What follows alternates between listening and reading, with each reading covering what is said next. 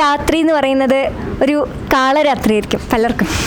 കാരണം എന്നെ സംബന്ധിച്ചിടത്തോളം ഞാൻ നീറ്റ് എക്സാം വരെ എല്ലാ ദിവസവും 7 മണിക്കൂർ കിടന്നുറങ്ങും. അപ്പോൾ നീറ്റ് എക്സാമിൻ്റെ തലേന്ന് ഏറ്റവും നല്ലോണം ഉറങ്ങണം, ഒരു 8 മണിക്കൂറെങ്കിലും കിടന്നുറങ്ങണം എന്നൊക്കെ വിചാരിച്ചിരുന്ന ആളാണ്. പക്ഷേ കിടക്കാൻ വേണ്ടിയിട്ട് ബെഡിൽ കിടന്നു, കണ്ണടച്ചപ്പോൾ എനിക്ക് ഉറങ്ങാൻ പറ്റണില്ല. കാരണം പേടിയാണ്, നാളെ എന്താണ് സംഭവിക്കുക.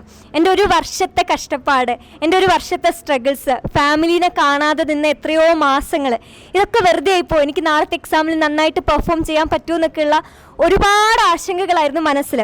അപ്പോൾ നീറ്റ് എക്സാം എഴുതിയ ഒരു ചെറിയൊരു ശതമാനം കുട്ടികൾക്കെങ്കിലും ഈ ഒരു രാത്രി ഭയങ്കര ഒരു വല്ലാത്ത ആശങ്കകളും ആകുലതകളും ഒക്കെ ഉള്ള ഒരു രാത്രിയായിട്ട് ഫീൽ ചെയ്തിട്ടുണ്ടാവും. അപ്പോൾ നമുക്ക് നമ്മുടെ ഒരു സ്റ്റുഡൻ്റ് ഉണ്ട്, അഞ്ജനയുടെ അടുത്ത് ചോദിക്കാം അവളുടെ നീറ്റ് എക്സാമിൻ്റെ തലേ ദിവസം എങ്ങനെയായിരുന്നു എന്ന്.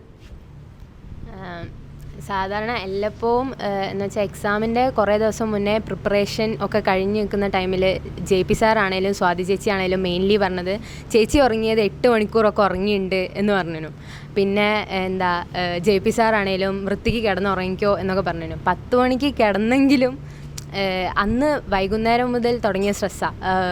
അതുവരെ എനിക്കൊരു കുഴപ്പമില്ലായിരുന്നു. അത് കഴിഞ്ഞ് വൈകുന്നേരം ആയപ്പോൾ ഞാൻ ഭയങ്കര റൈസ് ആകാൻ തുടങ്ങി. എനിക്ക് ഫുൾ കയ്യിൽ നിന്ന് പോകുന്ന കളിയായി. അപ്പോൾ ഞാൻ ഫസ്റ്റ് ആലോചിച്ചത് എന്തായാലും JP സാറ് വിളിക്കണം എന്ന് പറഞ്ഞിട്ടുണ്ട്. അപ്പോൾ അങ്ങോട്ടേക്ക് വിളിക്കാം എന്ന് വിചാരിച്ചു. അപ്പോൾ വിളിച്ചപ്പോൾ മൂപ്പര് ചോദിച്ച് എന്താ മോളെ ചോദിച്ചു.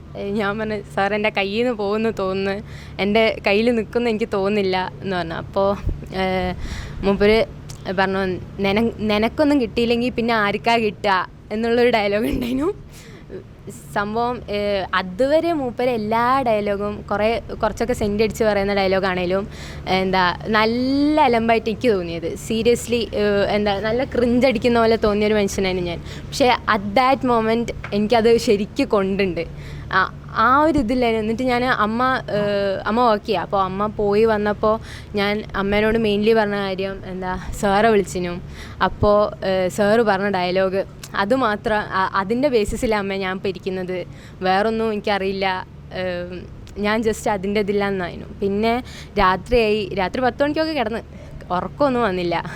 ഫുൾ സ്ട്രെസ്ഡ് ഔട്ടായി. മിഡ് നൈറ്റ് ആയപ്പോൾ തീരെ ഉറങ്ങിയില്ല. പിന്നെ രാവിലെ ആയപ്പോൾ ഓൾമോസ്റ്റ് പോയി കയ്യിൽ നിന്ന് പോയി എന്ന് വിചാരിച്ചിരിക്കുന്നതിന്. അപ്പോൾ അധികമൊന്നും ഉറങ്ങിയില്ല. 6 മണിക്കൂർ പോലും തികച്ചുറങ്ങിയില്ല ഞാൻ. അപ്പോൾ അങ്ങനെ ആയപ്പോൾ ഞാൻ പിന്നെയും JP സാറ് വിളിക്കാൻ തുടങ്ങി. തിരിച്ചിങ്ങോട്ടേക്ക് വിളിച്ച്. അപ്പോൾ ഞാൻ വിചാരിച്ചു മൂപ്പര് ഇങ്ങോട്ടേക്ക് വിളിക്കാനോ അങ്ങനെ വിചാരിച്ചു. അപ്പോൾ അത് കഴിഞ്ഞ് മൂപ്പര് വിളിച്ചപ്പോൾ ചോദിച്ചു ഈ ഓക്കെ അല്ലേ. ഞാൻ പറഞ്ഞു ഇങ്ങനെ ഉറങ്ങിയില്ല. അന്നേരം മൂപ്പര് പറഞ്ഞു സാരമില്ല, അതൊന്നും കുഴപ്പമില്ല, just be free, all the best ഒക്കെ പറഞ്ഞു. That was very much motivating. അങ്ങനെ അതിൻ്റെ ഒരു ബലത്തിലാണ് ഞാൻ പോയി എക്സാം എഴുതിയത്. So it was good. Exam ഗുഡായിരുന്നു, നന്നായി. Ya that's it.